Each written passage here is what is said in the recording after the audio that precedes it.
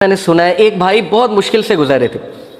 2 साल पहले का वाकया है और 6-7 महीने हो गए उनका वो मसला हल नहीं हो रहा, उनका वो मसला हल नहीं हो रहा, कोई फैमिली प्रॉब्लम थी। और एक दिन मुझे मिले and he was so happy और उन्होंने मुझे एक सेंटेंस कहा जो मैं कभी नहीं भूलूंगा। उन्होंने कहा कि अली भाई,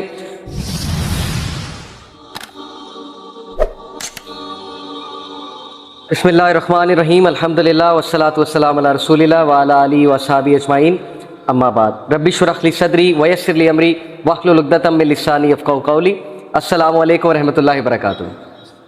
जज़ाकुमुल्लाह खैर, आप सब आए और माशाल्लाह काफ़ी चेहरे वही हैं जो पहले हलका में भी आए थे। तो जैसा कि आपको पता है कि ये जो हमने हलका स्टार्ट किया है इसका नाम है थिंग्स दैट मैटर, और इसमें हम बात करेंगे ज़िंदगी में उन चीज़ों की जो असल में मैटर करती हैं, जिनको हम इग्नोर कर रहे हैं और जिनकी वजह से हमारा सक्सेस है।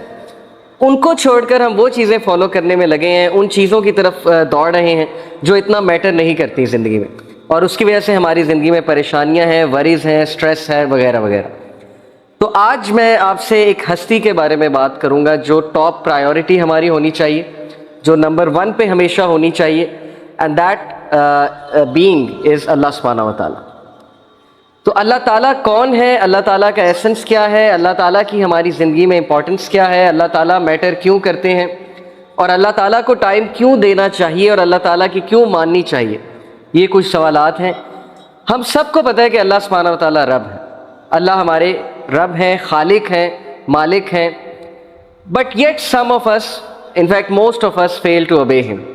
हो जाता है, डिस्ट्रैक्शंस में पड़ जाते हैं, ज़िंदगी की इस दौड़ में खप जाते हैं, टाइम नहीं निकल पाता। पता है नमाज फ़र्ज़ है, उसके बावजूद नमाज नहीं पढ़ी जाती। पता है जमात से पढ़नी चाहिए, उसके बावजूद नहीं पढ़ी जाती। और ये भी पता है कि मदद मेरी अल्लाह ने ही करनी है, अल्लाह के अलावा कोई मेरी मदद नहीं कर सकता, लेकिन इसके बावजूद एट टाइम ऑफ डिस्ट्रेस हम अल्लाह से मदद नहीं मांगते, बल्कि हम इंसानों के आगे हाथ फैलाते हैं, हम इंसानों से उम्मीदें लगा लेते हैं। और इंसानों से उम्मीदें जब हम लगा लेते हैं और वो उम्मीदें टूटती हैं तो फिर ज़ाहिर है कि गम मज़ीद बढ़ता है।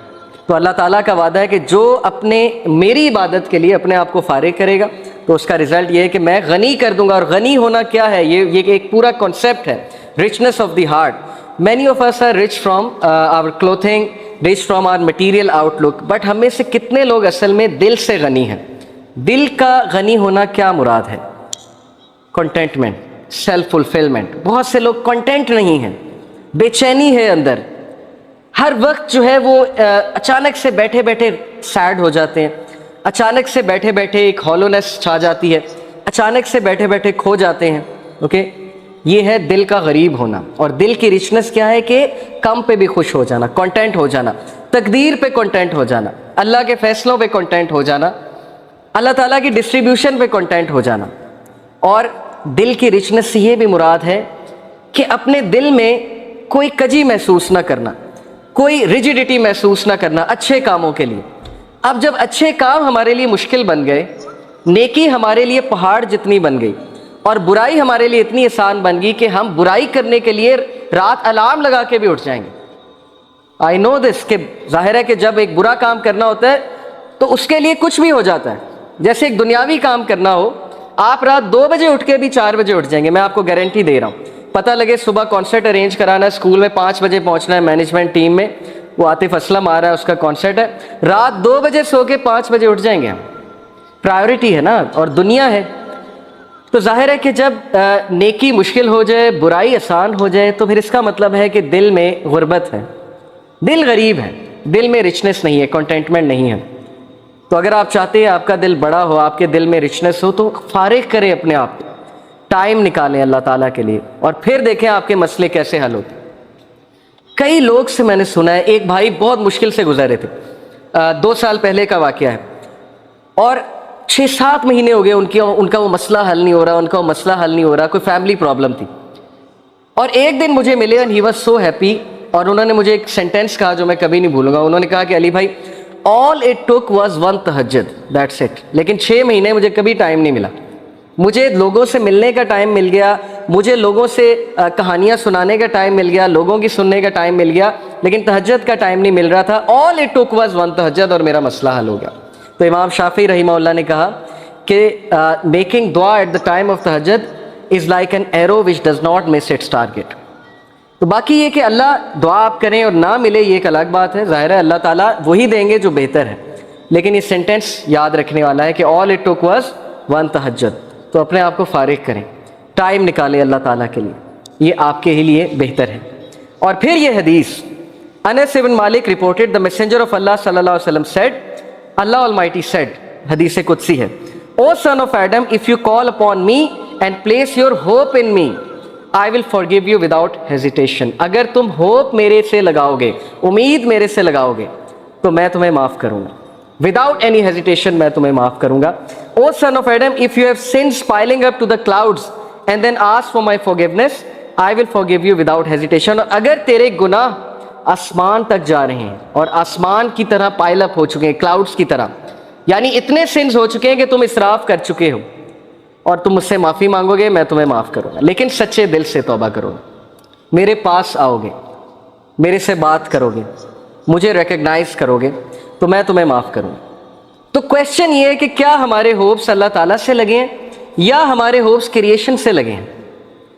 میں یوتھ سے بات کر رہا ہوں، میں حیران ہوں کہ ہم ایک انسان کے لیے راتیں جاگ لیتے ہیں، ہم اس کے لیے اپنے ڈیسیجنز چینج کر لیتے ہیں، کیریئر کے جو ہماری لائن ہے اس کو چینج کر دیتے ہیں ایک انسان کو پانے کے لیے، ایک انسان کے پیچھے دوڑتے ہیں، اور بعد میں ہمیں کوئی خاص فائدہ بھی نہیں ملتا، بعد میں ہمیں جو ہے وہ ریگریٹ ہوتا ہے کہ میں نے اتنا کچھ کیا اور آگے سے رزلٹ جو ہے وہ کچھ بھی نہیں ہے. تو یہ ہیں وہ مثالیں جو اللہ تعالیٰ ہمیں قرآن مجید میں بتا رہے ہیں، حدیث میں بتا رہے ہیں کہ تم میرے سے امید لگاؤ، تم میرے پاس آؤ، تم میرے سے مانگو، پھر دیکھو کہ تمہارا مسئلہ حل ہوتا ہے کہ نہیں ہوتا ہے. اور امید لگانے کے حوالے سے ابن تیمیہ رحمہ اللہ لکھتے ہیں، ان کی ایک کتاب ہے kalamullah.com پہ آپ جائیں تو وہاں پر ایک کتاب ہے ابن تیمیہ کی، I think relief from distress, yes exactly یہ نام ہے، ریلیف فرام ڈسٹریس، کے ڈسٹریس سے ریلیف کیسے ملنا ہے. اوکے یہ کتاب ہے، وہ کتاب اس آیت کی تفسیر ہے، لا الہ الا انت سبحانک انی کنت من الظالمین. صرف ایک آیت کو پکڑا ابن تیمیہ نے اور پوری کتاب لکھ دی. اس میں وہ ایک بات لکھتے ہیں کہ اسلاف جان بوجھ کر یہ دعا کرتے تھے، یہ بھی ایک دعا تھی ان کی کہ ہماری دعائیں ڈیلے ہوں، ہماری دعاؤں کی قبولیت ڈیلے ہو. اب یہ ہمارے لیے، ہم جیسے لوگوں کے لیے جو دنیا میں بہت ڈوبے ہیں، بڑی عجیب بات ہے. ہم تو چاہتے ہیں یوں دعا قبول ہو، میں اللہ سے مانگوں اور چیز میرے سامنے ہو، چاہے وہ میرے لیے بہتر ہے یا نہیں ہے. اسلاف کہتے تھے کہ ہم جان بوجھ کے وش کرتے تھے کہ دعائیں ڈیلے ہوں. کیوں؟ کیونکہ جب بندہ دعا کر رہا ہوتا ہے اس کا تعلق ہی اللہ سے اور ہوتا ہے، تو وہ اس تعلق کو انجوائے کرتے تھے کہ ہم تکلیف میں ہیں، ہم کسی ڈسٹریس میں ہیں، بس ہم دعائیں کیے جائیں. تو یہ تعلق انہیں بہت لطف دیتا تھا. یہ ایک بہت ہائی لیول کی بات ہے. بتانا میں آپ کو یہ چاہ رہا ہوں کہ دیکھیں مصیبتیں آتی ہیں، مشکلیں آتی ہیں، انسان پر بہت سے فیزز آتے ہیں، اور اس فیز میں اگر اللہ سے آپ کنیکٹ کر جائیں تو یہ آپ کے لیے خیر ہی خیر ہے، اور اس فیز میں اگر اللہ سے دور ہو جائیں تو پھر یہ شر ہے بہت بڑا. تو اللہ تعالیٰ کہتے ہیں کہ اے آدم کے بچے، اگر تم مجھ سے ملاقات کرے اور تم مجھ سے معافی مانگے، اور تیرے سنس ارتھ کو فل کرے ہوئے ہیں، یعنی انفائنائٹ سنس ہیں، اور تم مجھ سے معافی مانگے گا تو میں تجھے بالکل اتنی فورگیونیس کے ساتھ معافی کروں گا جتنے تیرے سنس، اور نہ صرف معاف کروں گا، تیرے سنس کو میں ریوارڈز میں کنورٹ کروں. سچ از اللہ کہ نہ صرف گناہ معاف ہوئے بلکہ گناہوں کو ریوارڈز میں کنورٹ کر دیا اللہ تعالیٰ نے. اتنا آسان ہے. ایک انسان کو منانا کتنا مشکل ہے، انسان کو منانے میں انسان بہت ذلیل ہوتا ہے، اللہ کو منانا کتنا آسان ہے. ٹھیک ہے، تو یہ ہے وہ مثالیں جس سے ہمیں سوچنا چاہیے کہ ہم کس ہستی کو اگنور کر رہے ہیں.